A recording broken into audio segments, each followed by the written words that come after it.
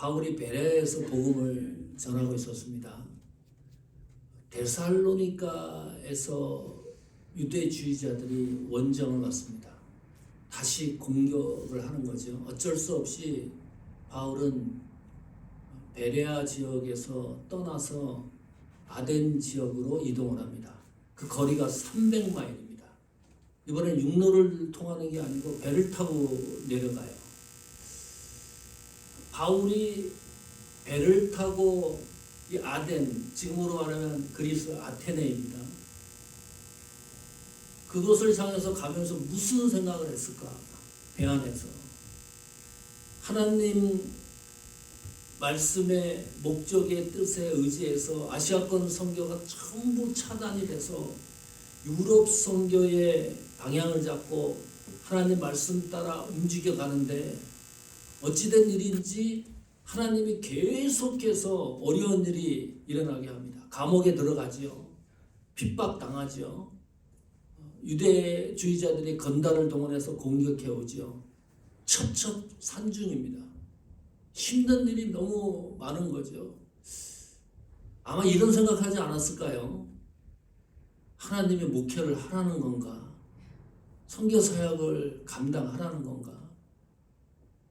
자기가 개척한 빌립보 교회에서도 목회를 못하고요. 데살로니가 교회에서도 목회를 못하고 베레아 교회에서도 목회를 못하고 결국은 아덴 아테네로 쫓겨가는 신세가 됐습니다.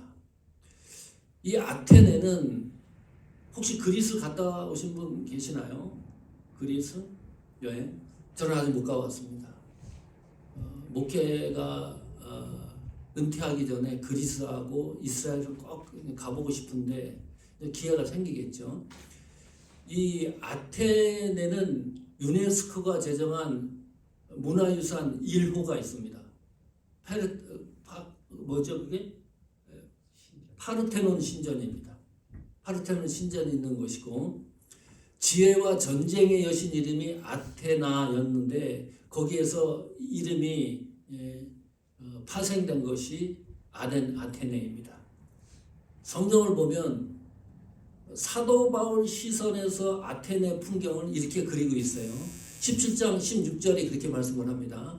바울이 아테네에서 아덴이죠. 그들을 기다리다가 그 성에 우상이 가득한 것을 보고 마음이 격분했다. 우상이 가득한 것을 봤다. 이 가득하다라고 하는 이 단어는 사도행전 17장 16절에만 등장하는 단어입니다. 희귀한 단어입니다. 다른 곳에는 없는 단어예요. 17장 16절에만 사용된 단어가 가득하다라는 뜻입니다. 이게 무슨 말인가요? 우상들의 그 밑에 이 아테네 아덴의 도시가 세워졌다는 뜻입니다. 우상이 얼마나 많았으면 이 아테네 아덴이 역사가들이 계산을 해보니까요. 그 당시에 아테네의 이 우상들이 3만 이상이 있었다 그래요. 신들이 3만 이상을 섬기는 거예요. 사도행전 17장 23절 보십시오. 내가 두루 다니며 너희가 위하는 것을 보다가 알지 못하는 신에게 새긴 단도 보았다. 이 바울이 본 거예요. 어느 정도였냐면요. 자기들도 몰라요. 이 신의 이름을. 어떤 신인지 모르는데 자기 자신들도 알지 못하는 신에게 제사 드리는 신전 단도 있었다. 그러면 말 다 했죠. 얼마나 이 아테네가 우상 숭배에 쩌들어 있는 도시인가를 직감할 수가 있습니다. 이 겁이 나는 거예요. 아테네 이 사람들이 혹시 우리가 모르는 신이 어디 있을지도 모르니까 그 신을 위해서도 절하고 제사 지나고 그래야 안정과 평화가 있다라고 생각을 했으니까요. 그뿐만이 아니라 그래서 바울이 이렇게 얘기를 합니다. 아테네 사람들은 종교심이 많은 민족이었다. 그 사실을 보고서 다시 사도행전 17장 16절으로 돌아와 보십시오. 바울이 아덴에 그를 기다리다가 우상이 가득한 것을 보고 마음이 격분했다. 잘 보십시오. 격분했다. 분노가 치미는 겁니다. 도저히 눈을 뜨고 볼 수 없는 광경을 이 바울이 목격했기 때문입니다. NIV 성경은 이렇게 번역을 했어요. 이 마음의 격분이라는 이 단어를 바울이 몹시 그 현상을 보고서 괴로워했다. 이 헬라어 단어와 아주 비슷한 그 뉘앙스로 번역을 해놨습니다. 단순한 분노가 아니고요. 이 파라독스, 의학 용어가 여기서 탄생했습니다. 이 격분 정도가 아니라 쓰러져가지고 입에 거품을 몰고 나뒹구는 그런 현상이 격분입니다. 너무나 무서운 그 감정이 도저히 통제가 안 되는 지경까지 이르렀다. 더 좋은 번역입니다. 하나님의 영 안에서 바울은 분노를 느꼈다. 거룩한 분노입니다. 하나님이 그 광경을 보고 성령이 느끼는 그 격분의 그 분노를 바울이 아테네 시내 가서 보니까 이 우상이 가득한 걸 보고서 그걸 느꼈다는 거예요. 뒤집어지는 거예요. 이 거룩한 분노는 복음을 증거할 수 있는 바울이 그 아테네에서 동력이 되기도 합니다. 인생 살면서 이런 분노를 느낀 적이 있습니까? 혹시 일본 가보셨죠? 저도 일본을 가봤습니다. 통계를 보니까요, 일본의 그 신사가 12만 개가 있습니다. 그 신이 또 어느 정도냐? 8만 종류의 신이 있습니다. 우상이 8만 개. 여기 아테네는 3만이니까 일본은 8만입니다. 일본에 내렸을 때 이 마음의 동요가 바울이 느낀 것처럼 분노가 일어난 경험이 있습니까? 제가 일본 갔다 오고 나서 설교 준비하다가 전혀 그런 거를 저는 느끼지 못했거든요. 내 속에서 분노가 일어나야 되는데 이게 8만이잖아요. 뒤집어져야 되는데 저는 그런 감동, 그런 분노, 화가 내 마음속에 일어나지가 않았어요. 너무나 오늘 성경을 보니까, 그런데 바울은 거룩한 분노를 느끼고 이 지역에서 복음을 증거하려고 하는 동력을 얻습니다. 거룩한 분노. 회당에 들어가요. 복음을 전해요.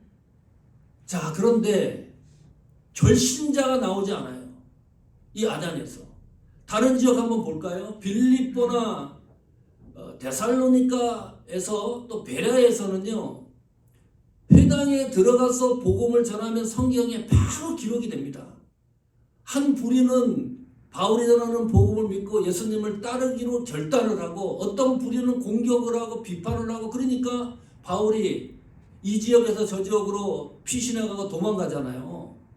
근데 어찌된 일인지 바울이 회당에서 복음을 전하는데, 장터에서도 복음을 전하는데 단 한 명의 결신자도 등장하지 않습니다. 성경에. 너무 이상하다. 하나님이 역동하는 그 시대적 상황을 보고서, 우상 숭배를 보고서 그런 감정과 분노를 느끼면서 복음을 증거하고 안타까운 마음에서 증거를 하고 복음이 역사되기를 증거를 하는데, 예수 그리스도의 부활을 증거를 하는데 어떻게 결신자가 한 명도 등장하지가 않느냐. 18절 볼까요? 이런 기록이 있습니다. 사도행전 17장 18절에 어떤 에피쿠로스와 스토아 철학자들도 바울과 쟁론할세. 어떤 사람은 이르되 이 말쟁이가 무슨 말을 하고자 하느냐 하고, 어떤 사람은 이르되 이방 신들을 전하는 사람인가 보다 하니, 이는 바울이 예수와 부활을 전하기 때문이로라 그랬습니다. 또 충돌이 일어나요. 18절에 보니까 이 사도행전 17장 그 내용을 잘 보면 그 시대적 역사적 그 내용들이 들어 있습니다. 세계사가 들어 있습니다. 이 아테네는 철학의 발생지 아닙니까? 소크라테스, 플라톤, 아리스토텔레스로 이어지는 그 철학 사고가 있었는데, 그 당시 에피쿠로스 학파와 스토아 철학자들이 바울이 전하는 예수의 부활, 이 복음을 듣다가 난생 처음 들어보는 이 메시지 때문에 갈등이 생긴 거예요. 쟁론이 생기고. 강론이 생기고. 이상하다. 이 바울이라는 사람이 뭔 이야기를 하는데 또 다른 신을 우리에게 소개하는 것인가 보다, 이렇게 막 착각을 하는 거죠. 에피쿠로스 학파는 쾌락주의를 주장하는 학파입니다. 그렇다고 육체적 쾌락이 아니고 정신적 쾌락입니다. 행복이 이 세상에서 살아가는 최고의 선이라고 생각을 했습니다. 그러니까 현실적이죠. 천세적입니다. 내세를 믿지 않습니다. 신을 믿지 않습니다. 우리 인간이 죽으면 육신이 원소로 분해된다고 믿었던 무리들입니다. 이 스토아 철학자들은 반대 개념입니다. 이성적이고 내세를 믿었던 철학자들입니다. 그러니까 우주, 세계, 인간이 신이라고 믿었던 사람들이에요. 범신론자들이 스토아 철학자들입니다. 온통 보이는 곳마다 다 신이 있다라고 생각을 하고 믿었던 사람들입니다. 이런 사람들이 바울이 전하는 예수와 부활에 대해서 이야기를 들으니까 도저히 이해가 안 되니까 이 바울을 데리고 아리고바고로 데리고 갑니다. 아레오바고로 이 바울을 데리고 가서 좀 더 이 예수 부활에 대해서, 바울이 전하는 복음의 메시지에 대해서 듣기를 원하는 거예요. 이 아레오바고는 야훼 강론장입니다. 거기에서 도덕 강의도 하고 철학적 논쟁도 했던 곳입니다. 또 재판도 했었습니다. 뭐 특별한 건 없고요. 큰 바위 하나가 있고 그 위에서 연설을 하면 야외에 모여가지고 강연을 듣는 그런 장소와 유사한 곳입니다. 그 사람들이 이제 몰려왔겠죠. 그리고 바울이 거기서 설교를 해요. 그 설교하는 원문이 그대로 사도행전 17장에 담겨 있습니다. 오늘 이 시간에 백승철 목사가 설교한다 생각하지 마시고 지금부터는 긴장을 해서 바울이 어떤 메시지를 증거하는가에 귀를 기울이셔야 됩니다. 이 메시지의 중심이 뭐냐면 하나님에 관한 내용입니다. 하나님 존재에 대한 속성에 관한 설교를 해요. 5가지 하나님 존재의 속성을 바울이 설파를 하는데, 복음의 메시지를 전하는데 어떤 감동이 있습니까? 하나님 하면, 하나님 이름만 하면 주여, 하나님 아버지, 그랬을 때 내 속의 심장이 박동수가 어느 정도로 뜁니까?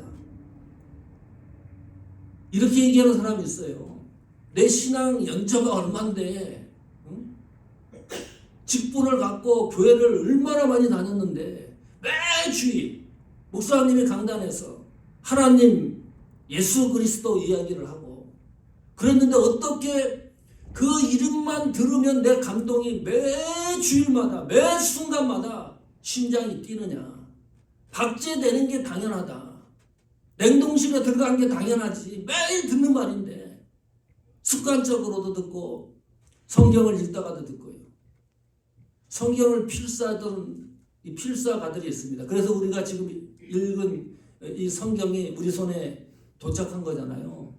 이 필사가들은요, 구약 성경을 그대로 복사 적다가요, 하나님 이름만 나오면 적지를 못하는 거예요.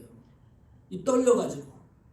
그 하나님 이름이 얼마나 위대하고 권위가 있고 힘이 있으면, 장엄하면 손이 부들부들 떨려가지고 이 하나님 이름을 적지를 못하고 밖으로 나가서 목욕을 하고 몸가짐을 다시 다 정리를 해가지고 와서도 하나님 이름을 적을 수 없으니까 로드라고 적는 거예요.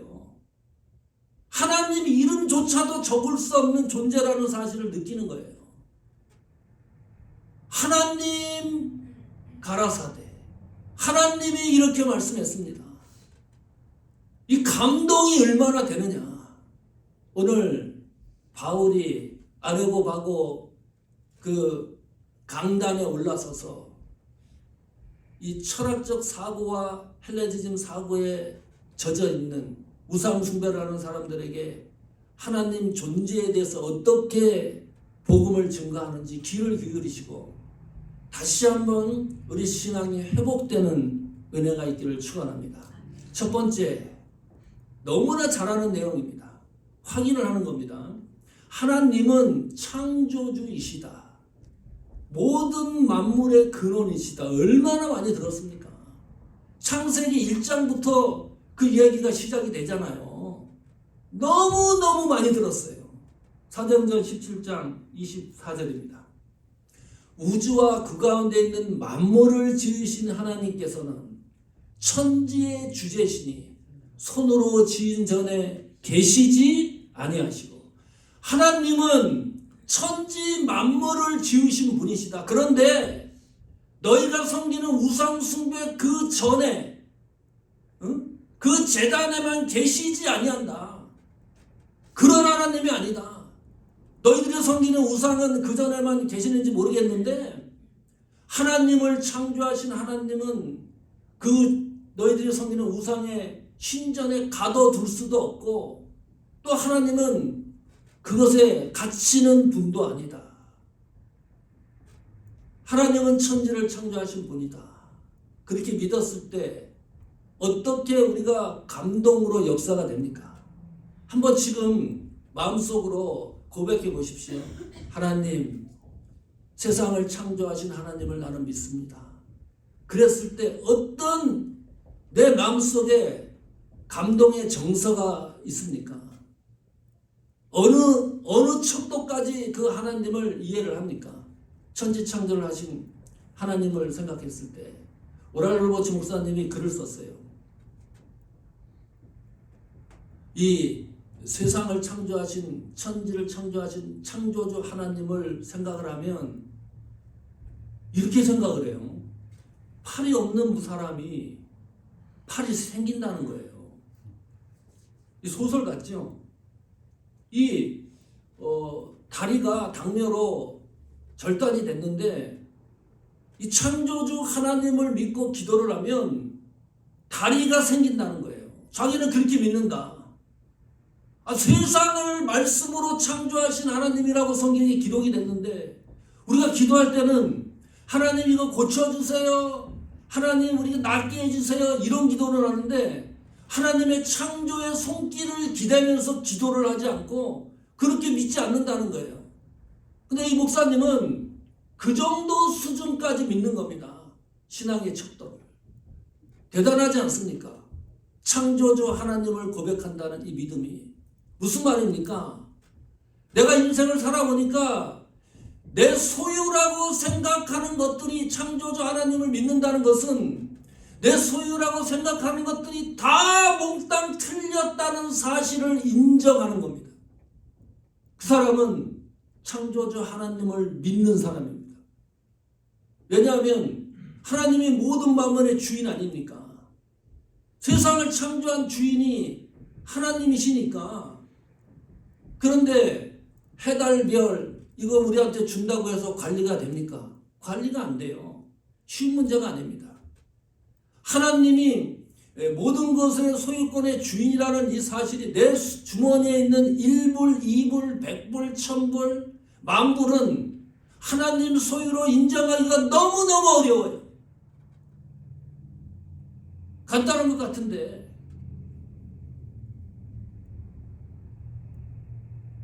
그래서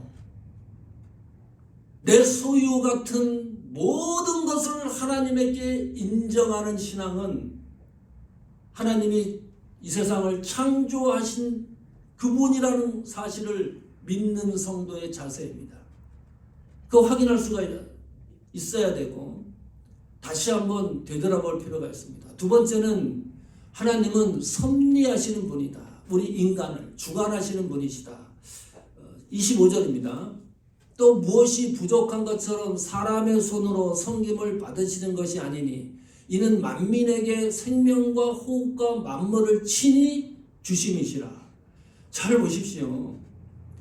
사람에게 생명, 호흡, 만물을 주셨다. 만민에게. 예수님 믿는 성도에게만 준 게 아닙니다. 믿지 않는 사람들에게도 공히 생명과 호흡과 만물, 태양의 빛을 같이 공유하고 공기를 공유하고 특별한 정이죠. 자연 은총입니다. 우리는 구속받은 성도이기 때문에 특별 은총입니다. 아주 하나님께서 이 자연적인 일반적인 은총에서 한 걸음 더 나가서 우리는 구원받은 성도입니다. 생명과 호흡과 만물을 주셨다. 하루에 심장 박동수가 몇 번 뛸까요? 이것이 10만 번 뜁니다. 저도 깜짝 놀랐어요. 진짜인가 이거? 심장이 10만 번 뛰는데 범프질 하는 사람이 있습니까?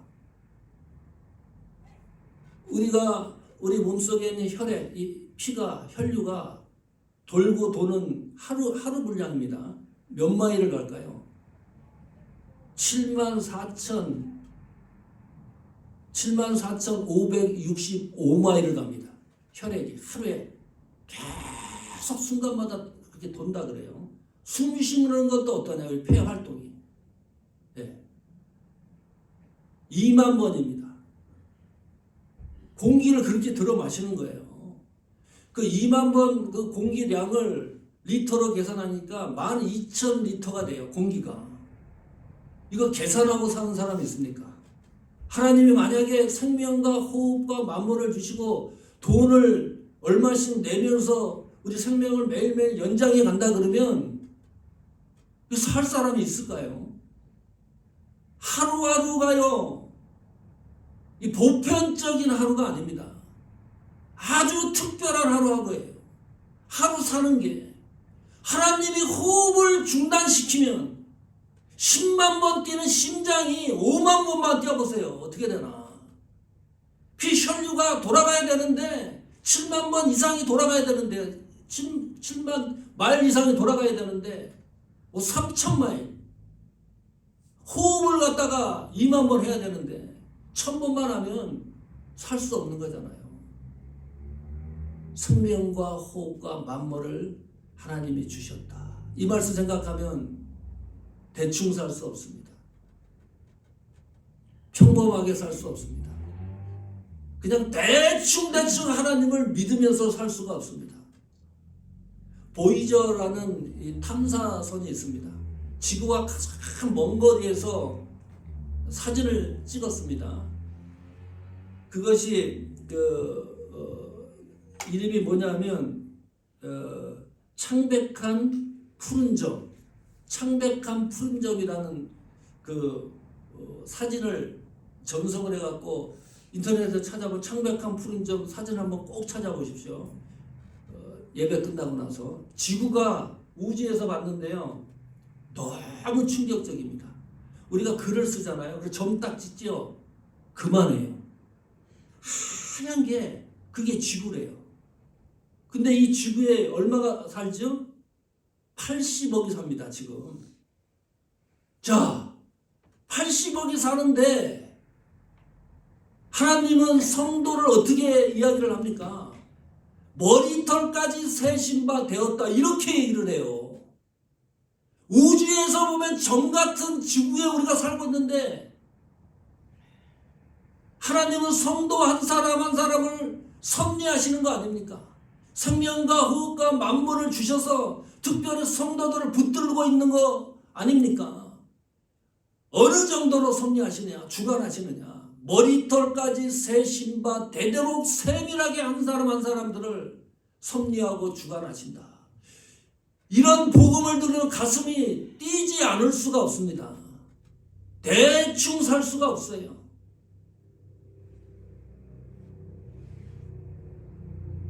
그래서 하나님이 섭리한다는 거잖아요. 주관하신다, 성도를. 하나님이 섭리하고 주관하시기 때문에 성경에 가득 찬 내용이 뭡니까? 우리에게 요구하는 게 제발 깨어있어라. 자라나 오르라, 흔들리지 마라.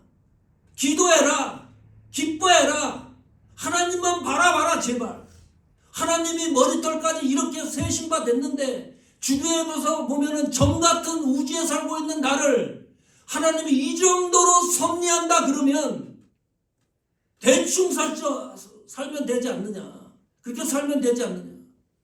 안 되는 거잖아요.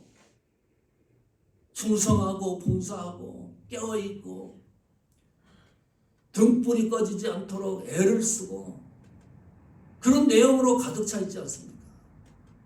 세 번째, 하나님은 역사를 주관하신 분입니다. 26절 보십시오. 인류의 모든 족속을 한 혈통으로 만드사 온 땅에 살게 하시고 연대를 정했다. 거주의 경계를 하나님이 한정했다. 하나님이 하신 일입니다. 역사를 주관하신다. 헬레니즘 역사가는 이 당시 그 사고관입니다. 이 사람들은요, 시작과 끝이 없는 역사입니다. 반복의 역사라고 생각을 해요. 근데 기독교 역사는 시작과 끝이 분명히 존재하는 역사입니다. 목적론적인 역사예요. 하나님이 이 역사를 이끌고 있기 때문에 종말론적인 역사가 아닙니다. 끝이 있는 역사가 아니에요. 계속 지속되지 않죠. 끝이 있다. 시대적 상황을 보고서 이 환경을 보고서 말씀을 우리가 이해하는 것이 아니라 말씀의 안경을 통해서 세계를 보는 거죠. 자, 그렇게 한 이유가 있습니다. 왜 하나님이 역사의 주인이라고 이야기했을 때 우리가 발견할 수 있는 이유에 대해서 27절에 이렇게 얘기합니다. 이는 사람으로 하나님을 더듬어 찾아 발견하게 하려 하심이라. 우리 각 사람에게 멀리 계시지 아니하시는 분이시다. 역사 속으로 들어오신 분이시다. 그렇게 해서 성도는 하나님의 역사를 쓰는 사람입니다. 역사 속으로 들어와 계시기 때문입니다. 그래서 교회는 하나님의 역사를 쓰는 교회입니다. 성도 한 사람 한 사람들은 하나님이 우리에게 맡겨주신 하나님의 역사를 기록하는 기록자들입니다. 그래서 하나님의 역사가 운행되는 거죠. 네 번째는 구원의 하나님이십니다. 28절 볼까요? 우리가 그를 힘입어 살며 기동하며 존재하느니라. 너희 시인 중 어떤 사람들의 말과 같이 우리가 그의 소생이라 하니. 자, 28절 이 말씀은 두 명의 시인이 이야기한 것을 가지고 와가지고 여기에 기록을 해놨어요. 바울이. 이 말은 뭐냐 하면 이 복음의 메시지를 듣고 있던 청중들이 바울이 이야기하는 28절의 시인들이 얘기했던 그 내용을 너무 잘 알고 있다는 전제가 있는 겁니다. 우리 예를 들면은 김소월이 쓴 나보기가 엮어 가실 때에는 이 구절은 거의 다 암송을 하고 있잖아요. 전부 알고 있듯이 그 당시에도 28절에 나오는 이 시인의 두 작품은 모든 청중이 잘 알고 있었던 겁니다. 에피메니데스라고 하는 시인이 사행시를 썼는데 그 중에 한 기록입니다. 우리가 그를 힘입어 살며 기동하며 존재한다. 이게 시의 한 파트입니다. 여기서 그는 제우스 신을 말합니다. 제우스 신의 힘으로 우리는 살고 움직이며 존재한다. 이렇게 썼어요. 에피메니데스라는 시인이. 그 다음에 너희 시인 중 그랬죠. 그 또 다른 시인을 또 소개를 하는데 어떤 사람들의 말과 같이 우리가 그의 소생이라. 아르투스라는 시인이 쓴 겁니다. BC 3세기에. 그 전에는 그를 힘입어 살며 기동하며 존재하느라 이 시는 BC 6세기에 썼고요. 그 시인이 이렇게 얘기했어요. 우리가 그의 소생이라. 이런 시를 썼다는 거죠. 그걸 가져와서 얘기를 하는 겁니다. 너희들이 생각하는 것은 삶이 뭐냐? 제우스 신이 의해서 살아간다고 생각하지 않느냐? 제우스 신의 자녀라고 생각하지 않느냐? 그런데 29절에서 바울이 완전히 제우스 주어를 바꿔놓습니다. 이와 같이 하나님의 소생이 되었다. 제우스 자녀가 아니고 우리는 하나님의 자녀라고 하는 것을 이야기를 해요. 그래서 하나님의 자녀는 금이나 은이나 돌에 사람의 그걸 새겨가지고 우상을 섬길 수 없는 존재들이다. 당신들은 하나님의 자녀다. 우상의 자녀가 아니고. 우리가 하나님의 자녀라고 했을 때에 하나님은 이 세상을 창조한 분이시잖아요. 오늘 사도행전 17장에 나오는 하나님의 속성에 비해서도 역사를 주관하시는 하나님이십니다. 우리는 그 하나님의 상속자라고 이야기를 합니다. 성경에. 대단한 겁니다. 우리는 하나님의 자녀들 아닙니까? 하나님의 자녀들이 뭐가 무서워서 세상이 부럽습니까? 세상이 우리를 부러워해야 되는데 이게 거꾸로 됐어요. 하나님의 자녀인데 세상 부러울 것이 없는데 왜 세상의 풍류에 따라 움직이고 세상을 즐기고 세상을 부러워하냐? 구속받은 성도로서 당당해야 될 이유가 있다. 마지막으로 심판입니다. 하나님은 심판의 하나님입니다. 30절 한번 볼까요? 알지 못하던 시대에는 하나님이 간과하셨거니와 이제는 어디든지 사람에게 다 명하사 회개하라 하셨으니. 자, 30절 31절이 바울이 설교한 마지막 결론 부분입니다. 바울이 이렇게 얘기하는 거예요. 내가 하나님을 소개하지 않았느냐? 이 하나님은 창조주 하나님이다. 섭리하시는 하나님이시다. 역사를 주관하시는 분이시다. 응? 이 하나님을 너희가 믿는다고 하면 회개를 해야 된다. 회개를 하는 것을 이야기를 해요. 교회가 회개하라고 외치는 것도 신기없습니다. 성도들이 싫어합니다. 회개라는 단어가. 얼마나 많이 듣나요? 강단에서 회개하라는 이야기를. 이유가 있습니다. 천하를 공의로 심판한 날을 하나님이 작정했기 때문이다. 심판이 있기 때문이다. 예수님이 이 땅에 오셔서 첫 번째 복음이 회개하라 하나님 나라가 가까웠다입니다. 심판으로 끝나는 것이 아니라 회개할 이유는 하나님 나라가 나에게 도래하기 때문입니다. 심판으로서 끝난다 그러면 이 복음을 믿을 사람이 어디 있습니까? 예수 그리스도가 다시 이 땅에 오신다는 소망의 복음을 믿기 때문에 복음의 결론을 바울은 회개하라 강력한 메시지로 종결하고 있습니다. 자, 청중들 반응이 궁금해요. 그러니 청중들은 이 복음을 듣고 어떻게 반응했을까요? 사도행전 17장 32절에 보면 이렇게 기록이 되어 있어요. 그들이 죽은 자의 부활을 듣고 어떤 사람은 조롱하고 어떤 사람은 이 일에 대하여 내 말을 다시 듣겠다 하니 그랬습니다. 조롱했다, 듣겠다. 복음을 받아들인 결신자가 한 명도 없었습니다. 이렇게 복음을 전하는데 회당에 들어가서 복음을 전하는데도 받아들이는 사람이 없었고 바울이 아레고바고 그 강단에 서가지고 열정을 다해서 복음을 증거했는데 그 현장에 그 복음을 듣고 예수를 믿는 결신자가 하나도 없어요. 바울이 선교한 역사 가운데요 실패작입니다. 다른 선교 중에서 결과랑 비교를 해보면 이와 같이 초라할 수가 없어요. 32절 볼까요? 그래서 바울이 알지 못하는 시대에는 32절입니다. 17장 32절에 그들이 이에 바울이 그들 가운데서 떠나매 그랬습니다. 바울이 그들 가운데서 떠나매 33절에 그리고 바울이 어디로 가나요? 사도행전 18장에 고린도로 사역지를 다시 옮겨갑니다. 이건 피해가는 게 아니고 바울의 의지에 의해서 고린도로 떠나가요. 그런데 34절에 보면 이런 기록이 등장을 합니다. 몇 사람이 그를 가까이하여 바울의 설교를 듣고 바울은 그 자리를 떠난 겁니다. 그 후에 어떤 일을 성경이 기록을 해놓냐면 몇 사람이 그를 가까이하여 믿는 사람이 있었다. 적은 소수지요. 몇 사람입니다. 다수가 아니고 그 중에는 잘 보십시오. 아레오바고 관리, 아레오바고 그 연설장에서 바울이 복음을 전한 거 아닙니까? 그 관리를 맡았던 사람이에요. 디오누시오와 다말이라 하는 여자와 또 다른 사람들도 있었더라.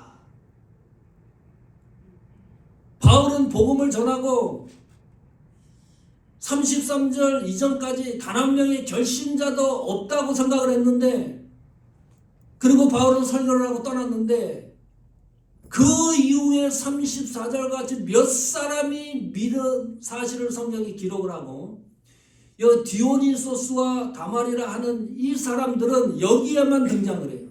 다른 성경에는 등장하지 않습니다. 아테네에서 바울의 복음을 듣고 믿었던 사람입니다. 성경에 내 이름이 기록된 게 얼마나 위대한 일입니까? 예수님이 이 땅에 오신 목동이 예수님이 이 땅에 오신 것을 소식을 전했는데 목동의 이름도 몰라요. 하나님의 어마어마한 사역과 일을 감당하고 나서 이름조차 기록이 없는 사람들이 허다한데 여기에는 디오니소스와 다마라라는 이름까지 기록을 해놓습니다. 무슨 말입니까? 우리는 바울이 아테네에서 이 선교 사역이 실패했다라고 생각을 하는데 하나님은 역사 기록의 실패가 아니라고 기록을 하는 거예요. 얼마나 놀라운 일입니까? 이거 뭐 아닌 것 같은데, 실패한 것 같은데, 낭망하는 것 같은데, 결과가 너무 미약을 하니까 하나님이 역사한 것 같지 않다고 생각을 하는데 하나님은 하나님이 하나님 손으로 하나님 역사책의 그 역사의 한 일부분을 하나님 손으로 기록을 해놓는 거예요. 그래서 하나님의 역사가 완성이 되는 겁니다. 사모하는 교회가 하나님 손에서 쓰여지는 기록이 되기를 축원합니다.